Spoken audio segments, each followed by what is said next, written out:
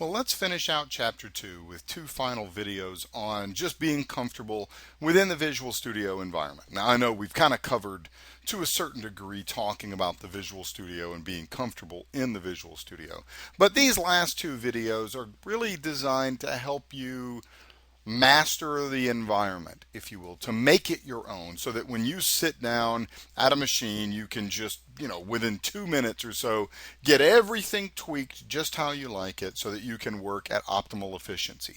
I'm always interested in being the most productive that I can be. And one of the ways that I'm able to do that is having a set environment and able to manipulate that environment very quickly to get it exactly what I need for whatever situation that I'm focusing on.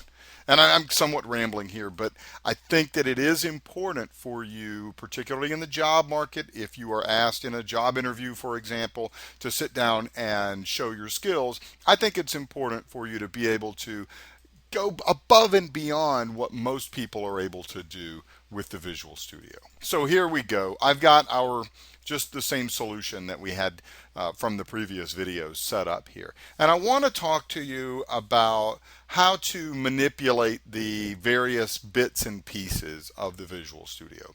I talked to you in the first chapter about how this little asterisk up at the top means this is an unsaved file. And if we had several packages open, we'd be able to quickly navigate between the ones that were opened with this little drop down here. We don't always need the drop down. In this case, it's the only thing here. But when we have several open, and I only have, I think, the one, but if I created a couple of different packages and do this, well, obviously it's just kind of easy to flip between them, particularly when you have pinned several items and maybe you can't really see all of the tabs that you have open. So one thing, just remember that it puts this little over line right here when there are tabs that are not visible. If I take this down, notice how the arrow does not have an overline. That's showing you that you have all tabs visible. When I come back over here, the overline above the arrow shows me. In case you can't see that, let me just zoom in. Talking about this little overline above that little arrow. Okay, now let's talk about manipulating the various pieces. I have found I like default settings most of the time. Now, that's based on several years of working with what we call IDEs, Integrated Development Environments. The Management Studio is an IDE. It manages SQL Server Analysis Services, Integration Services. The Visual Studio is an IDE. We can integrate SQL Server within our C# projects, etc. So from working with years of IDEs, I'll go ahead and give you my philosophy. I try to keep them as default as possible.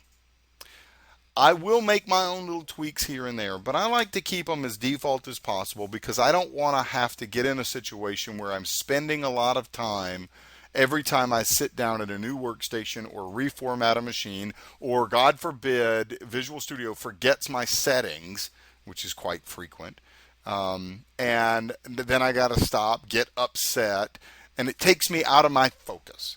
So the more default my setting is, the more I find I'm able to get into the zone. Now I know that kind of goes against a little of what I just said. Hey, you want to be able to customize it. But I like being able to customize it for a task at hand. But generally speaking, I'm going to leave mine as the defaults. Okay. Now that being said, let me show you how to kind of get your way around here. The two most important bits that you as an SSIS developer are going to want to work with are the Toolbox and the Solution Explorer, both of which you're going to grab from the View menu. So if they're not there, Solution Explorer over here and the Toolbox. Okay, there are ways to launch these with shortcuts. You can see them right here. You could see Solution Explorer. You could do that if you wanted. Oops, sorry. I thought I had the circle on. With Control-Alt-L. I memorize a lot of shortcuts, but these are not ones that I memorize. I don't know why. Maybe some people do. Generally speaking, I just will hide them by clicking the little push pin or bringing back out. That's what I probably tend to do more than anything. Now, once you have it pinned, okay, then you can click the little blue section right here, and you notice that the screen changes drastically. And I doubt it's going to let me do this here. No, I was trying to get it to show me, but notice how it is undocked. Now let me just make sure that my accent, if I in fact have one, is not helping you or making it more challenging. Undocked. So when it is on the side, it is docked. Like, for example, this right here, the Solution Explorer, is docked to the side of the Visual Studio, whereas the Toolbox is undocked. While it's in an undocked state, I can dock it. You notice as I drag it over here, I can manipulate it and I can move it over here. I can dock it right next to the Solution Explorer. And then when I pin it, it goes over on the side. Is that what you like? Then do that. It doesn't matter. Nobody cares. Nobody's going to think less of you. What we do like to see, we being hiring managers, IT managers, we like to see that you know how to get things done. We like to see that if you do, in particularly, have a set environment, a set way of doing things, that it won't get in the way of accomplishing normal things. We like to see that if you've got a way to do it, you can get it out there, and that it's not crazy.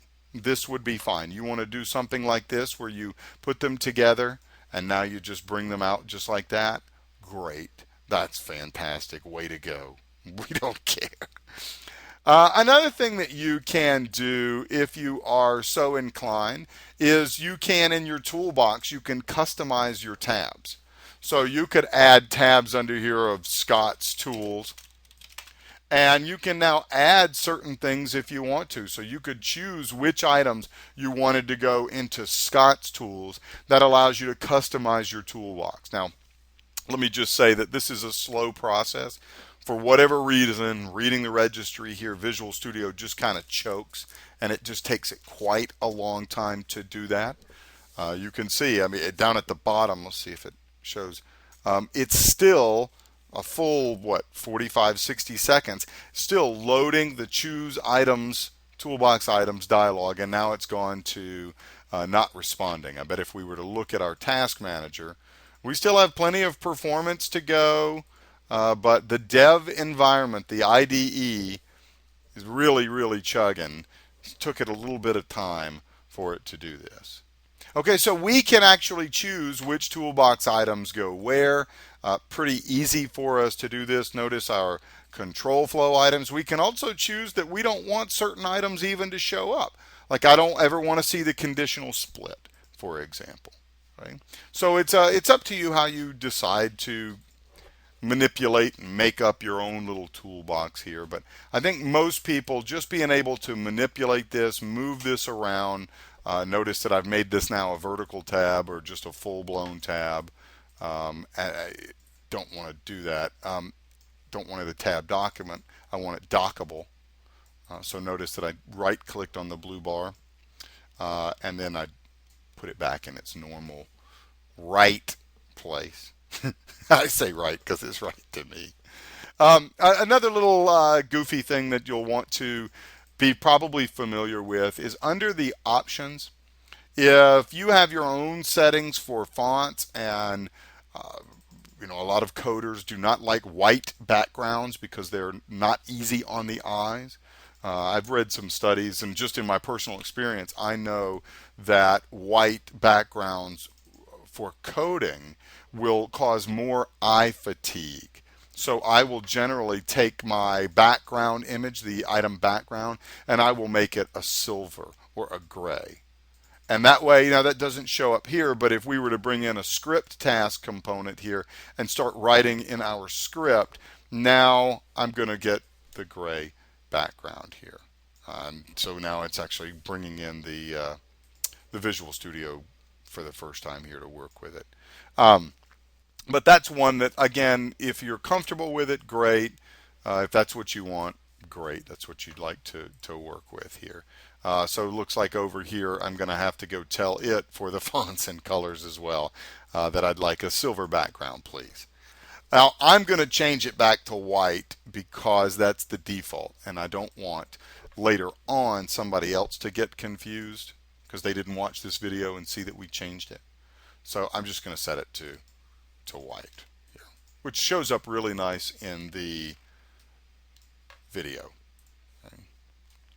But one other thing that I will go ahead and do while I'm in here, I will set my fonts to be a little bit larger than normal. So in all of the different pieces, notice you've got all these different parts here. I'm going to go ahead and increase the size of my fonts because it just makes it easier for you to see these in the videos, I think. So the output window, definitely want to increase. That's probably good enough for now. So we'll set those up. And of course, you can go up here and export your settings. So this will just allow you to export them to a file so that you can later on bring it on a USB drive and set this up. I've had a fair amount of luck doing that. I've had many times, though, where the Visual Studio cares not one whit about what my previously stored settings were and decides to do whatever it decides to do. So just be wary of that. All right, I tell you what, let's come back. We've got one more video, and it's all about managing projects and solutions that have multiple SSIS packages.